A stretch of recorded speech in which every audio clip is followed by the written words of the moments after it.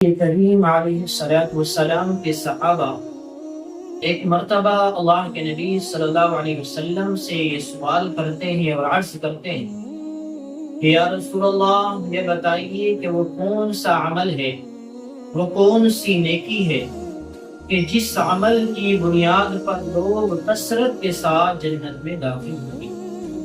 تو آپ علیہ الصلوۃ والسلام نے ارشاد فرمایا کہ اے میرے صحابہ، دو چیزیں ہیں جن کی وجہ سے لوگ کثرت کے ساتھ جنت میں داخل ہوں۔ پہلی چیز تقوی، یعنی کہ اللہ تعالیٰ کا ڈر ہے۔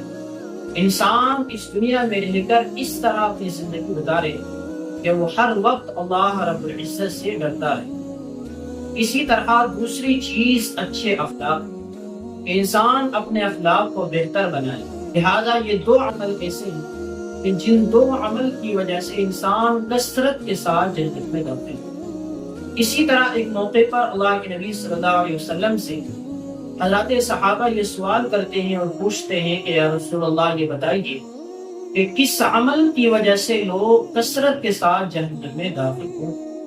اور اس موقع پر بھی اللہ کے نبی صلی اللہ علیہ وسلم نے ارشاد فرمایا کہ دو چیزیں ایسی ہیں کہ جن کی وجہ سے لوگ کثرت کے ساتھ جہنم میں داخل ہوں گے۔ پہلی چیز زبان کا غلط استعمال ہے اور دوسری چیز شرمگاہ کا غلط استعمال، کہ جب انسان ان دونوں چیزوں کا غلط استعمال کریں گے، جائز چیزوں کے بجائے ناجائز جگہ پر ان دونوں چیزوں کا استعمال کیا جائے گا تو یہ دونوں چیزیں کثرت کے ساتھ انسان کو جہنم میں داخل کرا دیں گی۔